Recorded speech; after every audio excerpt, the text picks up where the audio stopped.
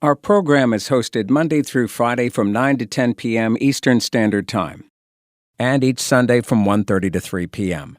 Call our toll-free number at 833-548-0276. Again, that's 833-548-0276. Dial in our meeting ID, which is 872-192-5979 #. Bypass the participant ID by pressing pound. And once you're in, raise your hand to ask your question by pressing star 9. When it's your turn to ask your question, dial star 6 to unmute yourself. You can also join via Zoom video by going to ebiblefellowship.org and clicking the icon at the top. If you're calling in from another country, on our website, select the toll-free button at the top to find your country's number. My question comes from Acts 16, verses 25 to 27. Okay, Acts 16, starting in verse 25.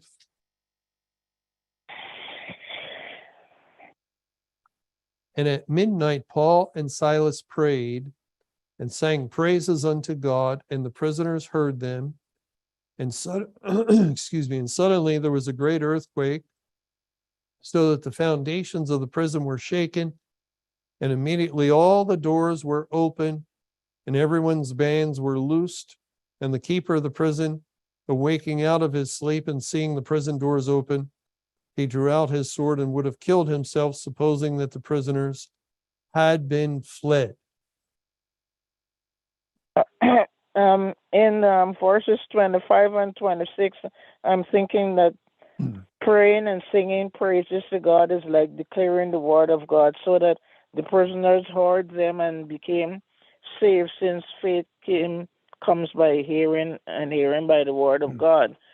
So is the earthquake that occurred that caused their bands to be loose a prototype of the spiritual earthquake that occurred on May 21, 2011, when all the elect who were in the prison of sin and rebellion were loosed from their bonds and made free through the salvation they received?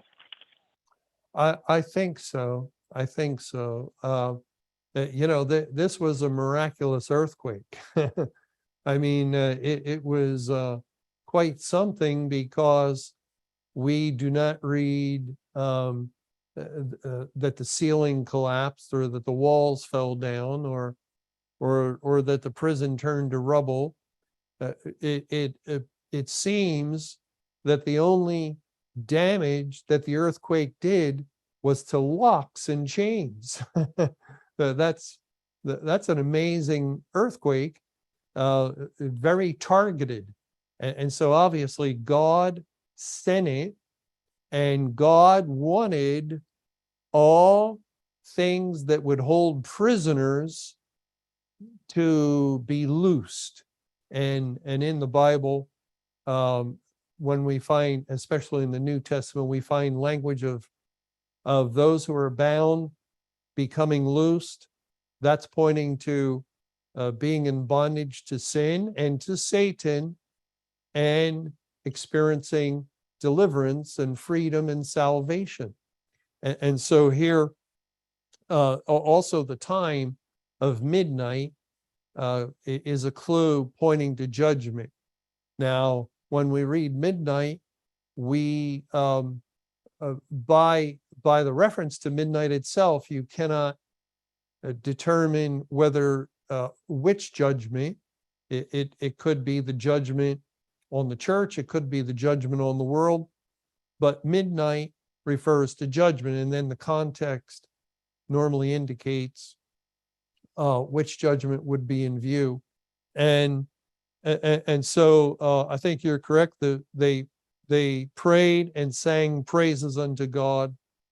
The singing of praises can relate spiritually to the declaration of the gospel. And the gospel, like prayer and fasting is a figure of the gospel. So prayer does accompany the sending forth of the gospel. And And also it says, and the prisoners heard them. This, I believe, would point to the worldwide proclamation of during the Great Tribulation of Judgment Day, and the world heard. The world heard, and within the world was a great multitude of God's elect, and so it goes on to say, and suddenly there was a great earthquake, and a great earthquake also ties in with Judgment Day in Revelation 6, in Revelation chapter 16, we read in verse 18, and there were voices and thunders and lightnings, and there was a great earthquake, such as was not since men were upon the earth, so mighty an earthquake and so great. And the great city was divided into 3 parts, and the cities of the nations fell. Now, this is a proof that Babylon, when we read Babylon is fallen, is referring to the cities of the nations, because it says the great city was divided into 3 parts. We also see division taking place. And the cities of the nations fell, and great Babylon came in remembrance before God, to give unto her the cup of the wine of the fierceness of his wrath, and every island fled away, and the mountains were not found. So that language points to the final judgment of mankind, our present time period. And so the midnight and great earthquake points to judgment, so that suddenly there was a great earthquake, so that the foundations of the prison were shaken, and immediately all the doors were open, and everyone's bands were loosed. All the doors were open. You are free from your captivity to sin and to Satan. And since it's all the doors, it means all the prisoners. All the prisoners in this particular prison, they are free. They are free. And even the keeper of the prison thought that they had left, and he was about to kill himself, because he realized, well, all the chains are off, all the prison doors are open, so obviously they're going to leave. There's going to be a rapture. They're going to be taken up. But there is no rapture.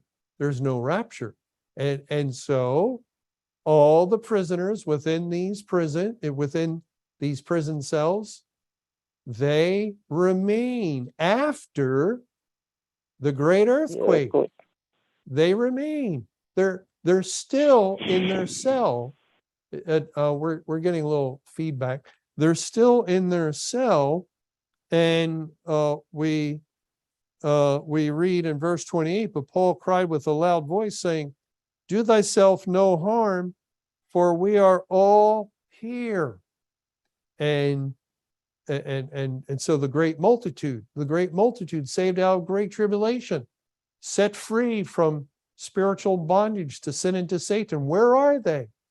Were they lifted up into the heavens? Were they raptured on May 21, 2011, which was the point of Judgment Day, the point of a great earthquake? No, they didn't go anywhere. None of us have gone anywhere.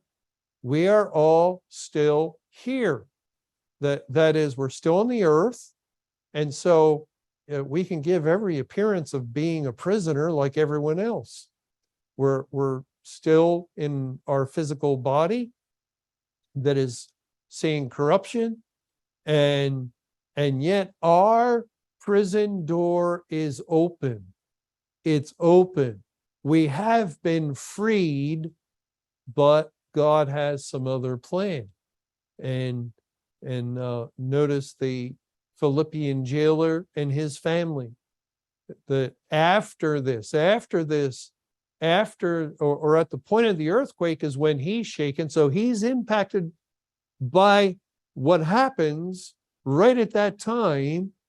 And yet there's an after effect with him and his family, and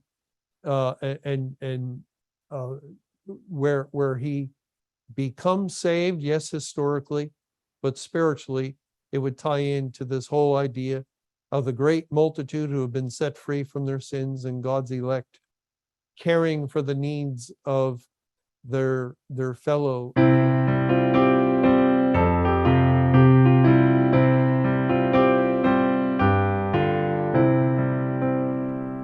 Praise to God for guiding us, trusting in His word the way. Thanks to God for guiding us, leading us through Judgment Day. He will guide